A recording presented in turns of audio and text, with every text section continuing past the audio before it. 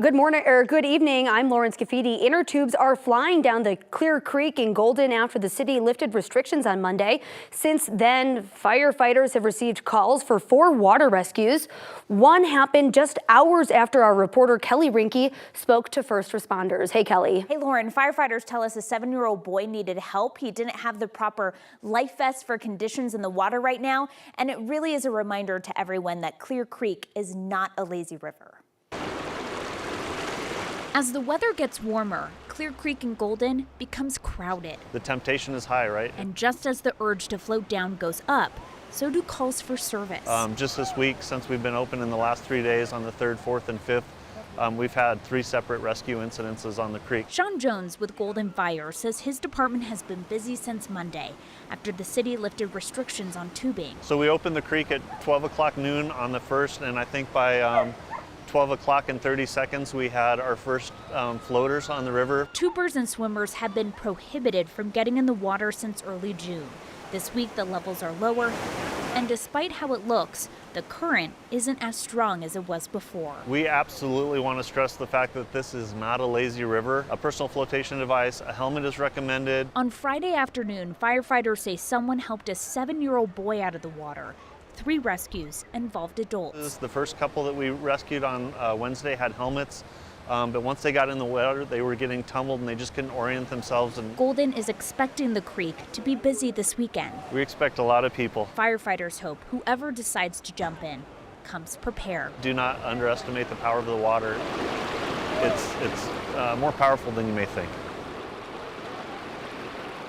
So that 7-year-old boy who went under the water, firefighters tell us his brother tried to find him help. The boy was wearing floaties and they came off. Thankfully, he didn't need medical treatment, and firefighters tell us it sounds like he's going to be okay. Kelly Rinke, 9 News.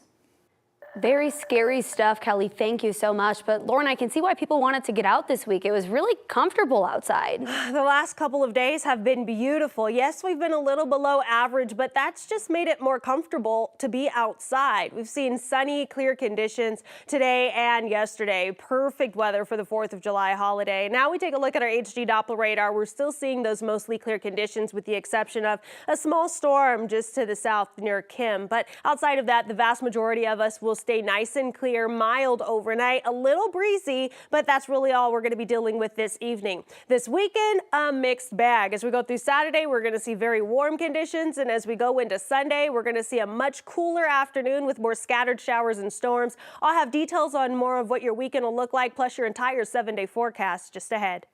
It was a bad episode, and I was exhausted. I didn't listen to my instincts in terms of preparing.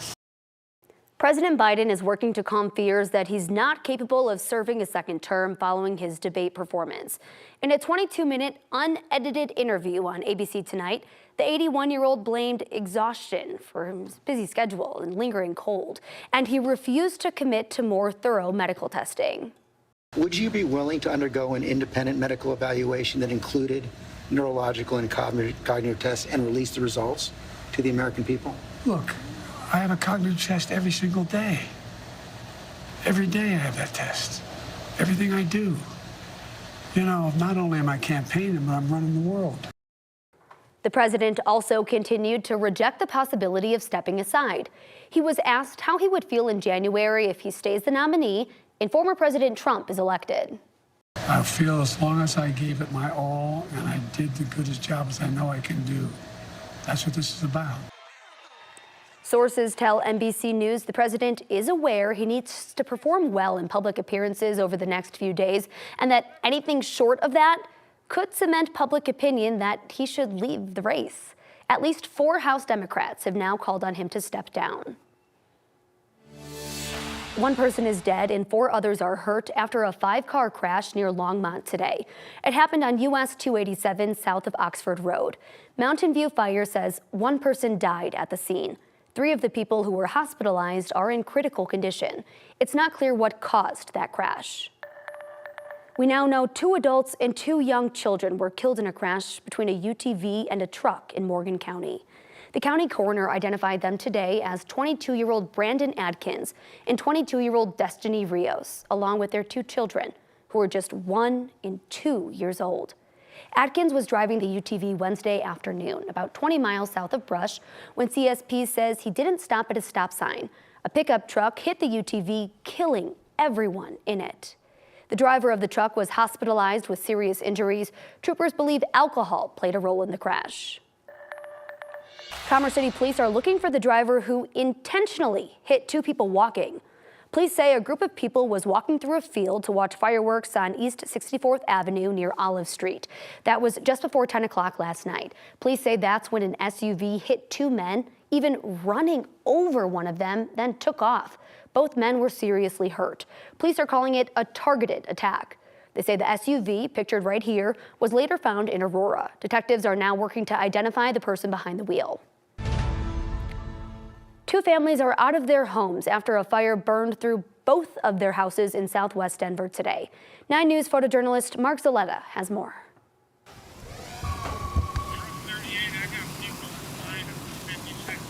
We wanted to have a picnic / paddleboarding / just having fun at a lake, and then I heard a big explosion, and I saw some smoke. We responded to a report of a house on fire.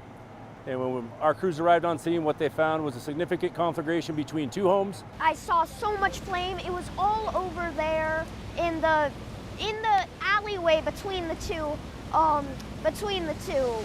houses. With the addition of the automatic aid that we got with South Metro, probably have close to 80 firefighters here.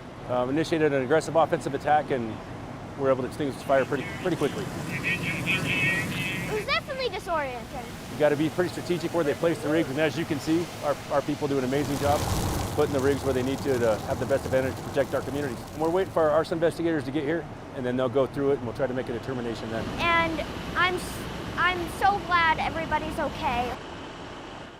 Firefighters around the Denver metro area responded to hundreds of calls on the 4th of July. Many were related to fireworks. South Metro Fire says their crews went to 45 fires between 6 p.m. and midnight. One adult was seriously hurt, and a child suffered minor injuries. South Metro Fire says none of the fires sparked by fireworks burned out of control, but they do know that any one of them could have ended much differently. These usually start pretty small with a firework that either lands in here or sparks that land in the grass. And then depending on the wind, depending on the type of vegetation it's in, these fires can move pretty quickly. And especially in South Metro's district, it doesn't take much for a fire to grow and threaten a home. South Metro wasn't the only department that had a busy night. Denver had more than 100 fire calls. West Metro had close to 30. They believe most involved fireworks. Wheat Ridge police are using drones again tonight in hopes of tracking down illegal fireworks, but there really isn't any evidence yet that they've actually helped. When officers fly drones, they have to follow FAA rules. They can't fly them above 400 feet or farther than their line of sight. That makes tracking down the fireworks pretty difficult. Wheat Ridge police say they sent drones out the last 2 nights, July 3rd and the 4th. Collectively, they got 87 calls from people complaining about illegal fireworks. They issued 1 summons each night. The department isn't sure that drones contributed to either of those summons. So it remains to be seen if we're going to continue using this program for future holidays, but it's a good learning experience, especially for our drone pilots and our people on the ground, to see if it will help in kind of coordinating that enforcement effort. The department got the drones in December. They started regularly sending them out in April. A recent Steamboat Springs High School graduate died after he was apparently electrocuted in a lake in Virginia. The Bedford County Sheriff's Office says a call came in as a possible drowning at Smith Mountain Lake yesterday. Family and friends first told first responders that 2 of them jumped into the water when they realized Jesse Hamrick was in distress, and they immediately felt a shock. They were still able to pull the 18-year-old out, but he later died at the hospital. The medical examiner will determine Hamrick's exact cause of death after an autopsy. Hamrick had just graduated this year. His dad is the principal at Steamboat Springs High School.